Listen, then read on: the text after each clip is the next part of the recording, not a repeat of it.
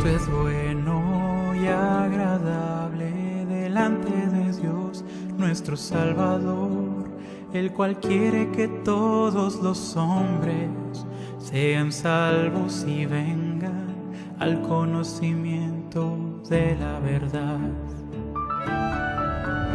Porque esto es bueno y agradable delante de Dios nuestro Salvador, el cual quiere que todos los hombres sean salvos y vengan al conocimiento de la verdad. De la verdad. De la verdad.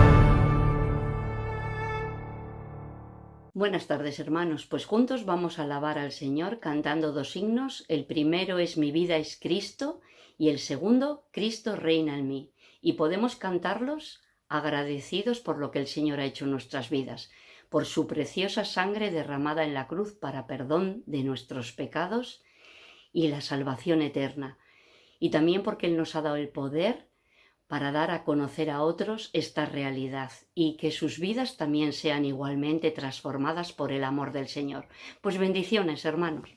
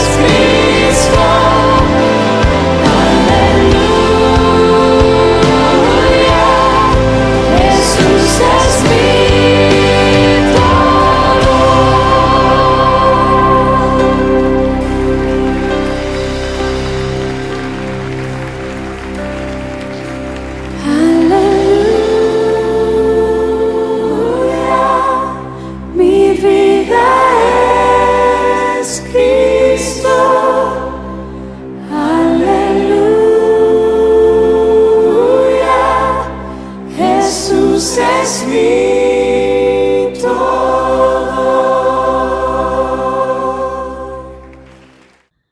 Buenas tardes, queridos hermanos. Es un privilegio estar de nuevo entre vosotros.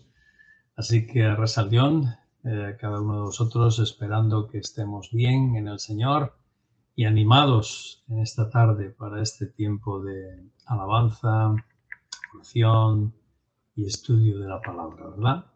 Justo el pasado jueves terminamos de ver la temprana epístola que Pablo escribió a las iglesias de Galacia, esa región, esa macro región, podríamos decir, en la que él junto con Bernabé realizaron su primer viaje misionero. Quizás, decíamos, la carta a los Gálatas es la primera carta que tenemos en el Nuevo Testamento y dirigida a las iglesias de esa región, en el continente de Asia Menor, y que fue visitada por estos dos siervos de Dios en su primer viaje, como he dicho, ¿no? Hoy jueves también pues vamos a continuar con el estudio de las epístolas del Nuevo Testamento y vamos a comenzar a adentrarnos en la iglesia, en la carta dirigida a la iglesia de Filipos, la carta a los filipenses. Una iglesia fruto de la labor misionera y apostólica, una carta preciosa escrita y enviada por Pablo unos años más tarde que la de Gálatas, quizá 10, 15 años después, y una vez que Pablo ya estaba prisionero, así que esta carta a los filipenses la escribe Pablo junto con Timoteo, pero desde la prisión, ¿no? Ahora esta carta está dirigida ya no a una iglesia asiática, sino a una iglesia en el continente europeo, más cercana y más involucrada en la cultura y en el contexto greco-romano, ¿no? Filipos era una ciudad estratégica, por lo que sabemos en aquel tiempo. Era no solo un cruce de caminos, sino un lugar de paso intercontinental, podríamos decir, entre Europa y Asia y viceversa, ¿no? Filipos estaría hoy en la Grecia actual, en la provincia de Macedonia, muy cerquita de la frontera con Bulgaria, ¿verdad? Y era una ciudad por la que pasaba una importante autopista de aquellos días que conectaba, como he dicho, Europa con Asia. Era la vía romana, la calzada romana que se llamaba la vía Ignacia, ¿no? Una de las estrategias del Imperio Romano era tener bien conectadas sus ciudades y sus lugares a los que había llegado el imperio a dominar y a gobernar, ¿no? Y las calzadas, las vías romanas, eran las autopistas de aquellos días, ¿no? Y por Filipos pasaba la famosa vía Ignacia, ¿no? Un lugar de mucho tránsito comercial y por tanto era una ciudad muy vigilada, era una zona muy vigilada por el gobierno romano. De hecho, mantenían en Filipos un importante acuartelamiento militar. Así que era una zona estratégica. Y nosotros sabemos, por el relato que hay en el libro de los Hechos, que Pablo y Silas llegaron hasta allí en su segundo viaje misionero porque habían tenido impedimentos para predicar el Evangelio en las regiones de Asia Menor. Habían tenido un impedimento detrás de otro. Y el Señor, mediante una visión, una noche le indica a Pablo que debían pasar a Macedonia. Y la primera ciudad en la región macedónica era Filipos, ya, como decimos, tierra europea, ¿no? Así lo podemos leer en los Hechos de los Apóstoles, capítulo 16, versos 6 al 15, que voy a leer y ruego que me acompañéis, ¿no? Hechos, capítulo 16, donde se relata parte de este segundo viaje misionero. Hechos, capítulo 16, verso 6. Dice así la Escritura: como el Espíritu Santo les impidió proclamar la palabra en Asia, ellos se limitaron a atravesar Frigia y la provincia de Galacia. Llegaron a Misia e intentaron ir a Bitinia, pero el Espíritu de Jesús no se lo permitió. Después, habiendo pasado por Misia, descendieron a Troas. Allí una noche Pablo tuvo una visión en la que un hombre macedonio estaba en pie ante él y le suplicaba: «Pasa a Macedonia y ayúdanos». Inmediatamente después de la visión nos dispusimos a partir hacia Macedonia, pues estábamos convencidos de que Dios nos llamaba para anunciar allí el Evangelio. Tomamos un barco en Troas y navegamos directamente a Samotracia, al día siguiente a Neápolis y de allí a Filipos, la primera ciudad de la provincia de Macedonia y colonia romana. Estuvimos algunos días en esa ciudad. Un sábado salimos de la ciudad y fuimos junto al río donde solía hacerse la oración. Allí nos sentamos y entablamos conversación con algunas mujeres que habían acudido. Una de las que escuchaba se llamaba Lidia. Era vendedora de púrpura de la ciudad de Tiatira y adoraba a Dios. Y el Señor tocó su corazón para que aceptara lo que Pablo explicaba. Cuando ella y toda su casa fueron bautizados, nos hizo esta invitación: si consideráis sincera mi fe en el Señor, os ruego que os hospedéis en mi casa. Y nos instó con determinación a que nos quedásemos. Este es el relato precioso del que Lucas nos deja constancia sobre lo que ocurrió en los inicios, en la llegada y en los inicios a Filipos. Así que tenemos, hermanos, a los misioneros Pablo y Silas, más los acompañantes, entre los que estaba Lucas, un relato de los inicios, de cómo los apóstoles compartieron el Evangelio. En principio y en primer lugar al grupo que se reunía junto al río para orar, en este caso eran mujeres, ¿no? Una costumbre muy común entre los judíos cuando llegaban a un lugar nuevo y aún no había establecida una comunidad hebrea, una sinagoga donde reunirse y adorar a Dios, pues ellos tenían la costumbre de ir, junto al río que había en la ciudad o en la población, ¿no? Cosa que hicieron también en los años de destierro, ¿no? Cuando Israel y Judá fueron llevados por el Señor al exilio, ¿no? Así que aún no habría una sinagoga, seguramente en Filipos, y entonces el Señor tenía ahí a la comerciante Lidia, ¿no? En la ciudad de Tiatira. Una mujer que junto a su familia creyeron, se bautizaron y hospedaron muy amablemente a los hermanos misioneros.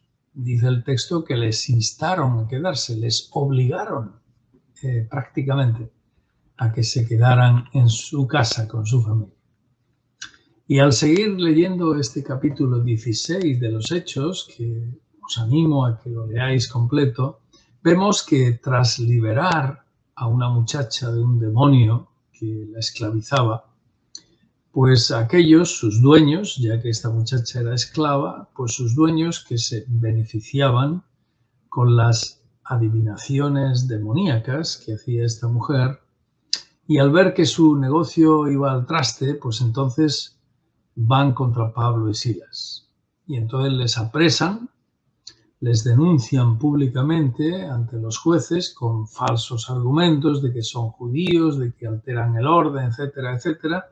Mentiras, eran mentiras todo, pero lo hacen. Y entonces los magistrados, quizá por la presión, pues entonces les mandan a azotar. Y además les mandan a azotar sin haberles juzgado primero, cosa que estaba prohibida, era ilegal. y además muy perseguido por el ejército romano, ¿no? Era ilegal que, digamos, castigaran a alguien sin primeramente no haberle juzgado, ¿no? Y a continuación los encarcelan.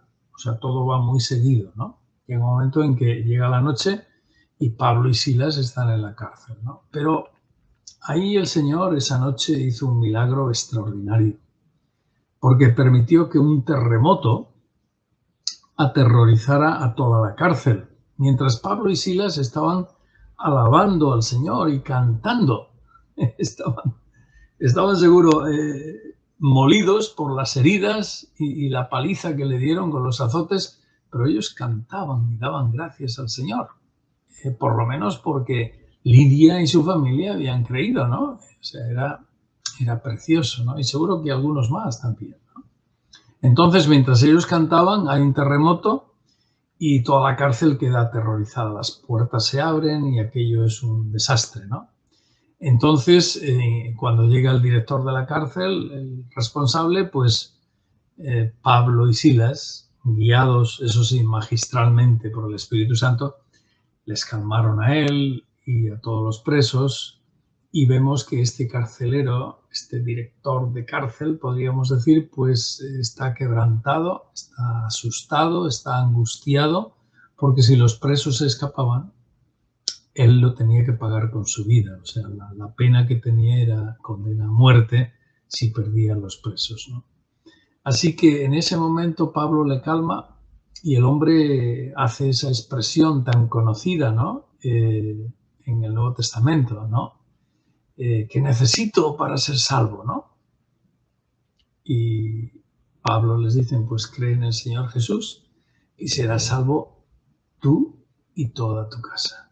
Y vemos que de una forma maravillosa él y toda su familia creyeron, se bautizaron también y acogieron con gran alegría en su casa como hermanos en la fe a estos siervos del cielo, a los que primeramente habían encerrado injustamente tan solo unas horas antes, pero evidentemente el carcelero seguía órdenes de los jueces y de la policía de aquellos días, de los alguaciles. Es inaudito lo que ocurrió y que Lucas lo relata también en Hechos, en este mismo capítulo de Hechos, capítulo 16, versos 27 al 34, que lo vamos a leer porque vale la pena, es un relato precioso, ¿verdad? Hechos 16, verso 27 en adelante. El carcelero se despertó y al ver abiertas las puertas de la cárcel, sacó la espada para quitarse la vida, pues pensaba que los presos se habían escapado. Pero Pablo le gritó diciendo, no te hagas ningún daño, que todos estamos aquí. El carcelero pidió una luz y se adentró apresuradamente. Tembloroso, se postró a los pies de Pablo y de Silas.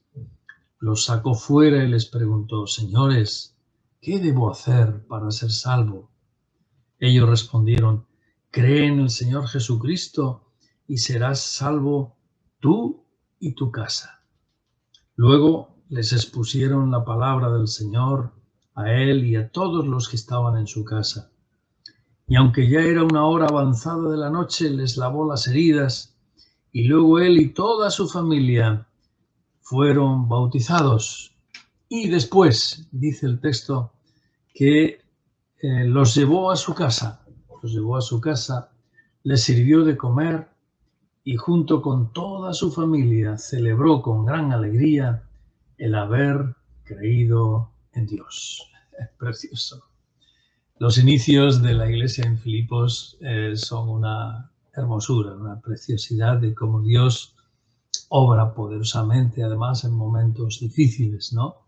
Como era el que atravesaban Pablo y Silas encarcelados, ¿no? Así que esta iglesia tiene al menos, y como primeros miembros, a dos familias. La de una comerciante, en este caso Lidia, una comerciante judía, pero que evidentemente estaba ahí en Filipos, y la de un director de cárcel, también junto con su familia. Posiblemente este hombre era griego, ¿no? ya que era un funcionario, digamos, local, funcionario que estaba ahí. Y seguro que el Señor añadió a otros más. Es posible, es muy posible, ya que Lucas evidentemente tiene que hacer conciso el relato y ceñirse a lo fundamental de lo que ocurrió. No podía contar todos los detalles. Así que vemos algo importante en la fundación de esta iglesia en Filipos, hermanos. Y es que el Señor les pidió que fueran hasta Macedonia y les dio oportunidades a sus siervos y manifestó su poder junto a ellos, a la vez que hubieron de sufrir el precio por predicar públicamente a Cristo, ¿no? Esto es lo que vemos en el relato de este capítulo 16 de los Hechos. Una lección para nosotros, estaba pensando mientras lo estudiaba, ¿no? Y es que la bendición de ser hijos de Dios y vivir para Él, hermanos, supone dejarnos guiar por Él para servirle. Y eso siempre conlleva un coste, un sacrificio de cualquier tipo, desde que nos encarcelen, nos castiguen, hasta un sacrificio de cualquier otro tipo. Puede ser cualquier tipo de sacrificio, cualquier tipo de coste, ¿no? Depende de la situación y depende del momento. Pero la idea es que nosotros no somos llamados a escondernos con miedo, con temores al sufrimiento a causa del Señor. Porque si somos cobardes, hermanos, con miedos a cualquier tipo de sufrimiento, nos vamos a perder las múltiples y constantes bendiciones de todo lo que Dios quiere hacer con nosotros y entre nosotros. Es una pena que el hecho de estar coartados por el miedo a veces nos impide ver la mano del Señor de una forma más poderosa en nosotros y en otros, ¿no? Porque tristemente a veces lo que nosotros los cristianos queremos y deseamos es meramente que hablen bien de nosotros, que tengamos éxito, que nos salgan bien las cosas, que no tengamos que sufrir, que vivamos con todo lo que necesitamos, que tengamos comodidad, que no molestemos a nadie, que nadie nos moleste. Es decir, Señor, dame esto, dame aquello, dame lo otro, y que no me pase esto y que no me pase lo otro. A veces es esa mentalidad de la comodidad, de no pensar en que las cosas buenas cuestan. Todo cuesta. Y servir al Señor cuesta, ¿verdad? Y estar con esa mentalidad del miedo y de dejar de hacer lo que tenemos que hacer, que el Señor nos pide, pues es vivir para nosotros mismos, para nuestro propio bienestar. Es vivir una vida alrededor de un eje, y ese eje se llama egolatría, ¿no? Y hemos de evitarlo, porque el Señor, dice Pablo en esta carta a los filipenses, se dio a sí mismo por cada uno de nosotros y dio de sí lo mejor que tenía, que era su propia vida. Así que no hemos de olvidar, no nos toca olvidar que hubo una iglesia en Filipos porque primeramente hubo unos hermanos que no tenían al sufrimiento, al esfuerzo, a la inversión de sus vidas, de su tiempo, ni tampoco tenían miedo a la vergüenza pública que eso suponía, ¿no? Por eso el Señor Jesús nos enseñó que si alguno quiere ser mi discípulo, dijo Él, primero niéguese a sí mismo. Es decir, deje de pensar en sí mismo como un Dios. Deje de pensar solo en su propio bienestar. Niéguese a sí mismo. Tome su cruz. Sígame. ¿Por qué? Porque las bendiciones son muchas más. Siempre son muchas más que el coste o el sufrimiento que conlleva el servir al Señor. Una vez que nos hemos adentrado un poquito en cómo fue el origen de esta obra local en Filipos, pues hablemos un poco de la carta en sí, ¿no?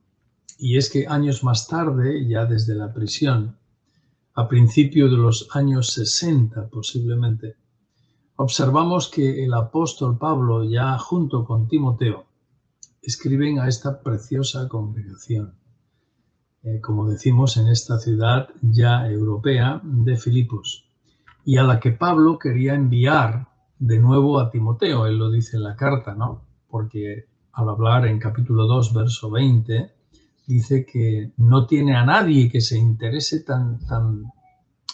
tanto por ellos como hermanos, ¿no?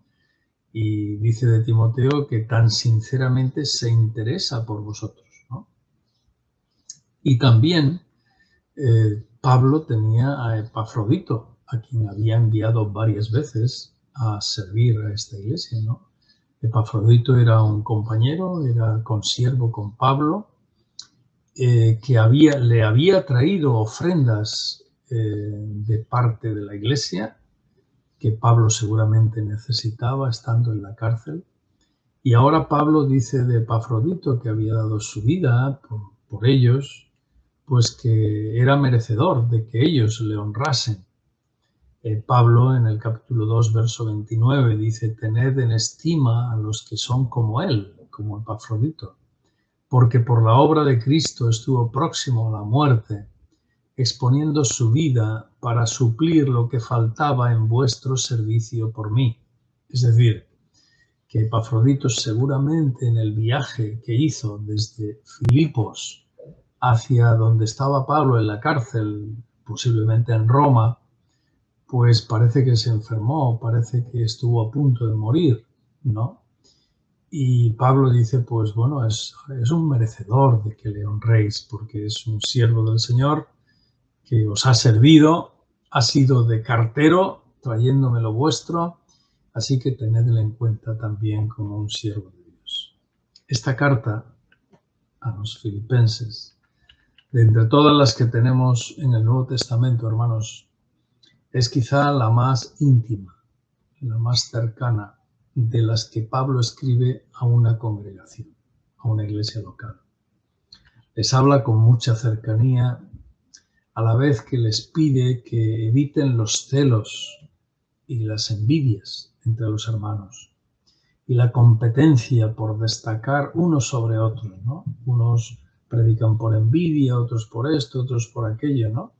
Así que dejad eso, les dice Pablo. Más bien les ruega que mantengan un mismo sentir, que es el hilo de la epístola, es eso, ¿no? Es un mismo sentir entre la iglesia, es lo que Pablo está pidiendo a los hermanos en Filipos, una unanimidad espiritual, como Cristo la mantuvo con el Padre, ¿no? Capítulo 2, el apóstol destaca esto, ¿no? Y además que lo hagan con contentamiento, con gozo, como lo hizo también el Señor Jesús, quien siendo Dios, dice Pablo, se humilló y se despojó a sí mismo. ¿Hasta dónde se despojó? Hasta la muerte de cruz, capítulo 2, ¿no? Es esa kenosis, ese término griego, ¿no? En el que Cristo se despoja. No le despojan, no le obligan, sino que Él a sí mismo se vacía, ¿no? De su dignidad, de su situación en los cielos, y viene hasta nosotros para humillarse hasta la cruz. Por eso dice Pablo que nuestras actitudes, nuestras motivaciones han de ser como las de Cristo y no vivir compitiendo con celos, con envidias unos de otros, ¿no? Que es la tendencia natural, ¿no? Y pecaminosa además en nosotros, sino que hemos de mirar a Cristo y vivir y ser como Él, hermanos. El mantener nuestro contentamiento en Cristo Jesús es muy importante, porque las circunstancias cambian. Hoy estamos enfermos, mañana pasamos por dificultades, hoy sufrimos por una cosa, mañana por otra. Es decir, las circunstancias cambian mucho.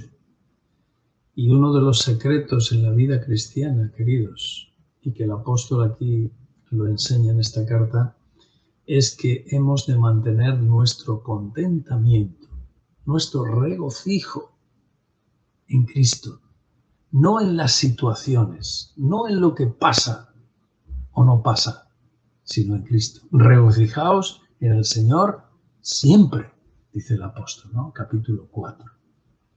¿Para qué? ¿Para qué? Pues para sujetar nuestros afanes, nuestras expectativas, nuestras ansiedades, nuestras tristezas, nuestros anhelos, sujetarlos al Señor. ¿Cómo? En oración, en dependencia de Él, en cercanía. Y cuando hacemos eso, dice el apóstol, capítulo 4 de Filipenses, que la paz de Dios, que sobrepasa todo entendimiento, guardará nuestros corazones y nuestros pensamientos en Cristo Jesús. Es decir, vamos a ser guardados en todo momento, de manera integral, por el Señor. Cuando vivimos contentándonos, deleitándonos, alegrándonos en Él. Las circunstancias van y vienen, cambian, pero Él no cambia. Y ese es nuestro asidero en la vida, ¿verdad? Y Dios puede hacerlo. El poder de Dios sobrepasa cualquier circunstancia de nuestra vida. Y Pablo lo enseña así. No quiero dejar de leer ese texto porque es precioso, ¿no? Filipenses capítulo 4. Vamos a leerlo, por favor, un momento. Filipenses capítulo 4. Versos 4 al 7. El apóstol decía, regocijaos en el Señor siempre. Otra vez os digo, regocijaos. Que vuestra bondad sea conocida por todas las personas. El Señor está cerca. No estéis preocupados por nada, sino más bien dad a conocer vuestras peticiones delante de Dios en toda oración y ruego con acción de gracias. Y la paz de Dios, que sobrepasa todo entendimiento, guardará vuestros corazones y vuestros pensamientos en Cristo Jesús. La paz de Dios, que sobrepasa todo entendimiento. ¿Qué lotería nos ha tocado más preciosa? El ser hijos de Dios y recibir estos beneficios, ¿no? Esto no tiene precio, evidentemente, porque no se compra. Ni se compra ni se vende, ¿no? Este es el amor verdadero que Cristo tiene por nosotros. Y finalmente, para repasar rápidamente lo que es el capítulo 1, versos 1 y 2, que es el saludo inicial con el que comenzamos entrando a esta carta, pues simplemente lo podemos leer para darnos cuenta de cómo el apóstol saluda, el apóstol Pablo y Timoteo, a los hermanos. Y les dicen así, capítulo 1, versos 1 y 2. Pablo y Timoteo, siervos de Jesucristo, a todos los creyentes en Cristo Jesús que están en Filipos, junto con sus obispos y diáconos. Gracia y paz a vosotros, de Dios nuestro Padre y del Señor Jesucristo. En estos dos versos de saludo inicial, dirigido, como decimos, a toda la congregación, junto con sus ancianos, pastores, obispos y diáconos. En el verso 1 ellos se presentan como siervos de Jesucristo, Pablo y Timoteo, y como tales escriben a aquellos que han sido hechos santos, apartados por medio de Cristo. Es decir, aquellos que han creído y le siguen como verdaderos hijos de Dios, que han nacido de nuevo por la fe, por la confianza en Cristo y en su obra. Asimismo, es de destacar, hermanos, el hecho de que tras unos años desde que fue iniciada por Pablo y Silas esta congregación, ya estaba, cuando escriben esta carta, ya estaba constituida con su propio gobierno pastoral y de ministerio, ¿no? Con sus obispos y diáconos, tal como dice aquí el apóstol. El término obispo, siendo sinónimo de anciano y pastor, señala concretamente a la función pastoral de los hermanos que cuidan a la congregación en el nombre del Señor. La cuidan, la guían, la instruyen, la enseñan, la corrigen si es necesario, la guardan. En suma, la guardan como si el Señor lo estuviera haciendo. Es decir, la pastoral siempre se hace con la guía del Señor y siempre se hace en el nombre del Señor, porque la Iglesia es amada del Señor. Entonces no es algo nuestro, no es un club, sino la Iglesia podríamos decir el club, pero no está bien decirlo, es la congregación amada del Señor. Por tanto, aquellos que la pastorean han de hacerlo como si el Señor lo hiciera. Y el término diácono es parecido, pero con unos matices distintos. La palabra diácono, como sabéis, significa el que sirve, ¿no? Y se refiere a los hermanos que también habían sido reconocidos en Filipos entre la Iglesia, entre los demás, como hermanos capacitados para servir en diversos ministerios, en diversas áreas de la Iglesia, y entonces son reconocidos como tales, al igual que los que son obispos, diáconos, pastores. Y en el verso 2, el saludo que ellos, Pablo y Timoteo, les envían a la Iglesia es habitual dentro de los apóstoles, este tipo de saludo, ¿no? Y lo que significa es el deseo de ellos de que la gracia de Dios y su paz, como luego lo desarrollan en la epístola, pues que la gracia y la paz de Dios permanezcan entre la Iglesia, entre los hermanos. Como sabemos, la gracia y la paz de Dios solo pueden provenir de la divinidad, del cielo, de Dios nuestro Padre y del Señor Jesucristo, y no son canalizadas y administradas por medio del Espíritu Santo que vive en nosotros y que nos asiste en nuestra vida, ¿no? Cuando caminamos sujetos al Señor. Hasta aquí el saludo, el conocimiento un poquito de la carta, a grosso modo, y también los orígenes de cómo se formó esta iglesia preciosa de Filipos, ¿no? En una población que no era grandiosa como Roma o como Corinto, pero una población estratégica en ese camino, en esa autovía de aquellos días, la vía Ignacia, que comunicaba Europa con Asia, ¿verdad? Así que en los próximos días nos continuaremos adentrándonos ya en el corazón de esta enriquecedora carta apostólica y de la que seguramente vamos a sacar ricas lecciones espirituales que nos van a alentar a todos en nuestra vida cristiana. Ahora ruego que nos dispongamos en este tiempo de oración, enfocado hoy en la labor misionera, que sigue avanzando con siervos de Dios en nuestros días, servidores de Cristo y en ministerios muy diversos para hacer avanzar y completar el reino de Dios entre los hombres. Vamos a orar esta tarde por diversos ministerios misioneros y por el avance de los mismos para la gloria de Dios, ¿no? Y para el crecimiento del reino de los cielos y el avance de la Iglesia. Así que oremos, queridos, con confianza, no como meros espectadores y ajenos a la obra que Dios hace, sino más bien disponiéndonos delante del Señor, nosotros, en primer lugar, a ser instrumentos del Señor en todo aquello a lo que Él nos llama a servirle. Puede ser en orar, puede ser en dar, y un día a algunos puede que el Señor nos llame también a ir directamente a hacer esa labor misionera, que es la gloria del pueblo de Dios, la gloria de la Iglesia y para la honra de Cristo. Aquí nos quedamos, hermanos, y seguimos orando ahora. Bendiciones a todos, queridos. Que el Señor nos bendiga.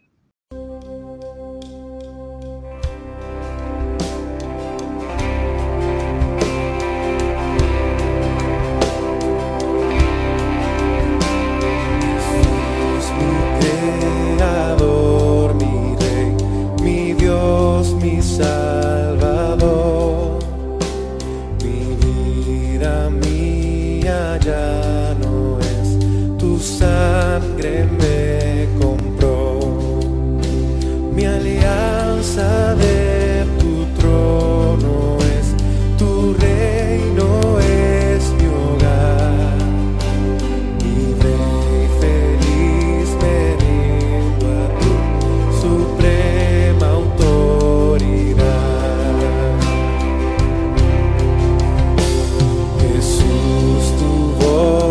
Escucharé, eres mi buen pastor, en tu palabra buscaré consejo y dirección, mi fiel ayuda y protección en prueba y tentación, sabiduría en encontraré andando en tu temor.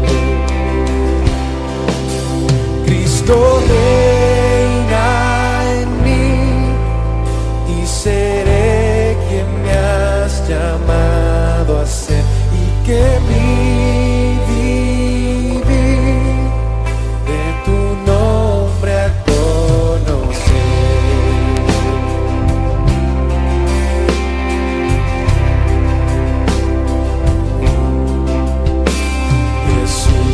Glorioso Hijo de Dios, tesoro sin igual, ningún placer o ambición se puede comparar.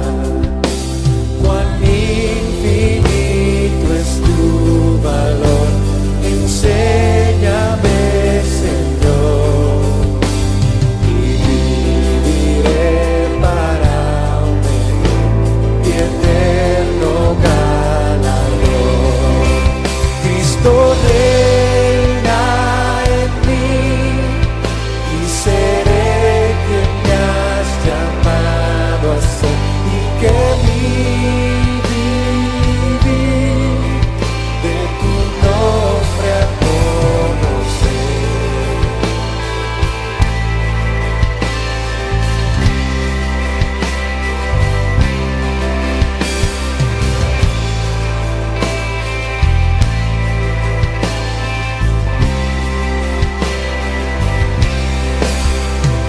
Jesús del mundo, eres la luz, testigo tuyo soy, del evangelio de tu cruz, seré yo portavoz.